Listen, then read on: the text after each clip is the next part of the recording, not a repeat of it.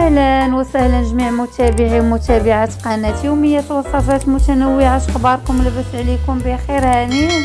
نتمنى تكونوا بخير وعلى خير. نهار جديد وفيديو جديد. احلى تحيه لجميع المتابعين داخل وخارج ارض الوطن. نهار جديد وفيديو جديد، خليكم معنا. ما تنسوش اللايك والبارطاج وتفعيل الجرس باش يوصلكم الجديد. خليكم معنا في الفيديو ديال اليوم، فيديوهات مختلفة كل نهار ونهار. مهم هنايا بغيت نشارك معكم اليوم الطريقة باش كنغسلوا الزبدة. انا اول مرة غادا نديرها، حتى سولت الوالده وسولت دارنا، عاد قالوا لي الطريقة كيفاش. جابها ابو مجد وخفناها تخسر، وسولتهم كيفاش كيديروا ليها. قالوا لي كيديروا ليها الماء، كيخووا فيها الماء وكيبقاو يفركوا فيها ويغسلوها حتى كيحيد منها الحليب. المهم هنايا انا عمرت عليها الماء من الثلاجه، الماء بارد مزيان، درتها في بانيو وعمرت عليها الماء من الثلاجه تقريبا. المهم كان معك بحال هكا، واستسمح حيت انا ما عنديش السيبوره، كنخدم بايد وكنسجل بايد. المهم هذه هي الطريقه اللي درت، كنبقى نخلط فيها مزيان باش كيحيد منها داك الحليب اللي فيها، وكتحسوا بها ما بقاوش فيها الفقاعات. تقريبا شي 3 المرات اللي كنبدل ليها الماء حتى خاصو يصفى، يحيد منه كاع داك الحليب اللي كيكون في الزبده.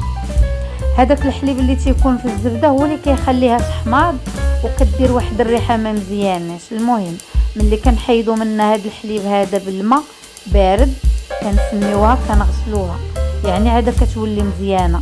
من بعد ما فركتها مزيان وشللتها بالماء درتها كويرات بهذه الطريقه هذه، كورتها كويرات تقريبا على حساب كل مره وشنو غادي نجبدوا القياس ديالها. كويرات حيت ما يمكنش ليا نجبدها كامله، كنخليها في الفريغو. غسلتها مزيان بحال هكا ودرتها كويرات وكنعاود نشللها في الماء حيت كان الحال دافي كتلصق ليا في يدي. درت الماء في هاد الطاسه هذه باش ملي نغطس يدي ما تلصقش ليا الزبده في يدي كيف كتشوفوا. المهم كانوا تقريبا شي 8 د الكويرات ولا ما نعرف 10، ما عقلتش.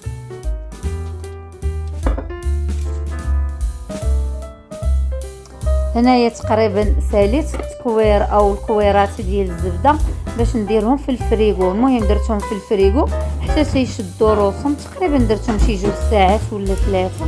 هنايا الكويرات كل وحده غنبدا نجبدها حتى تتسالي وعاد كنجبد الكره الاخرى. هنايا تجمدوا وغادا نجمعهم نديرهم في ديك بلاستيك باش ما يبقاوش عريانين. انا درتهم غير يتجمدوا باش نقدر نجمعهم.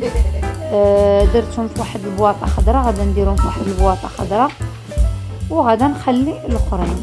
المهم خليكم معنا ما تمشيو فين، وما تنسوش اللايك والبارطاج وتفعيل الجرس باش يوصلكم الجديد. هنا الكويرات يبسوا، غادا نديرهم في هاد السوبيره هادي او تيبيغوير بهاد الطريقه هادي، وغنخلي غير واحد 2 غادا نخليهم نديرهم في الثلاجه باش نبقاو ناكلوا منهم او نستعملوهم في الطبخ بهاد الطريقه هادي. وهذه زبده بلديه، المهم نسيت ما قلتش لكم هذه راه زبده بلديه، راه ماشي زبده روميه او الزبده ديال الحانوت، زبده حيوانيه طبيعيه. هذا غير واحد داك الكركديه كنت طيبتها، درت بها واحد الماسك وبقات عندي هنايا. وهنا غادي ندوزو للطريقه ديال تحضير الشاي التركي.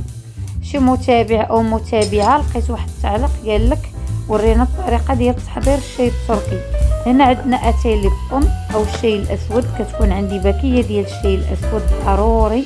وهذا الشاي التركي دايراه في واحد القرعه باش نبقى نخدم بيه، وملي كتخوى القرعه عاده كندوز كنعمر عليها. الشاي التركي كيشبه الشاي ليبطون او الشاي الاسود اللي كيكون في دي ساشي بحال هكا، هو رقيق ماشي بحال الشاي الاخضر، ماشي بحال الاتاي اللي كنستعملو حنا. هنايا كنخويه في هذه القرعه هذه وكنبقى نستعملها دائما. هنايا غادا نعمر هذه القرعه هذه باش نبدا نستعملها، كانت خوات عندي. وخليكم معنا على ما وجدنا اتاي. هنا دايره انا الماء يغلي كيف شفتوا، دايره الماء يغلي في البراد الكبير التحتاني تيغلي. ودابا غادا ندوزو للتعمار او التلقيم كيف تنقولوا. هنايا كندير تقريبا بحال هكا جوج ديال الالواح جوج لويحات او 3 د المعالق كبار ديال الشوربه بحال هكا، وغنزيد عليهم الساشيه ديال الشاي الاسود او ليبطون بحال هكا، وغادا نخوي عليهم اتاي. نحاولوا نخوي عليهم الماء اللي غليت، ما نكثروش الماء باش يجي اللون ديالو مزيان. خاص اللون ديالو يجي بحال اللون د الكركديه، يجي غوز، ما يجيش كحل وما يجيش قرفي خفيف. وكنخليه غير واحد نص دقيقه ولا دقيقه فوق البوطه وكنطفي عليه. هنايا غادا ندوز نجمع غير هاد طاوله العمل اللي خدمت فيها، غادا نرجع اتاي بوحدو باش ما كيبردش، كيبقى شاد الريحه ديالو، ضروري ما كنحيدوش من الساشيه ديالو. وداك اللي كنخدموا به كنديروه غير في القرعه بحال هكا، قرعه دجاج ولا قرعه ديال البلاستيك تكون محكمه الاقفال بحال هكا. المهم على ما طاب اتاي ديالنا غادي ندوز باش نوجد الصينيه.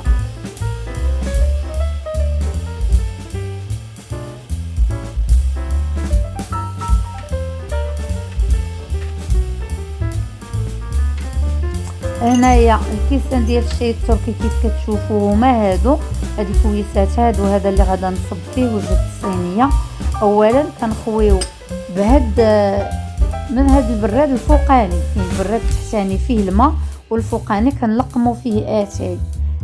غادا كنديروا الصفايه دائما، حيت هذاك الشاي رقيق ماشي بحال الاتاي ديالنا، رقيق يقدر يهبط مع اتاي. كنديروا واحد الصفايه رقيقه هذه ولا ديال الحديد، وكنخويو غير النص ديال الكاس وكنكملوا عليه بالماء باش ما كيجيش قاصح، كيجي واحد المذاق ديالو زوين بحال الشاي اللي بطن، بحال الشاي الاسود. هو راه حتى هو سميتو راه شاي اسود، غير هو بطريقه التحضير ديالو سموه الشاي التركي، راه نفس المذاق ديال اللي بطن اللي كناخذو في هذوك الساشيات ولا كناخذوه في القهوه.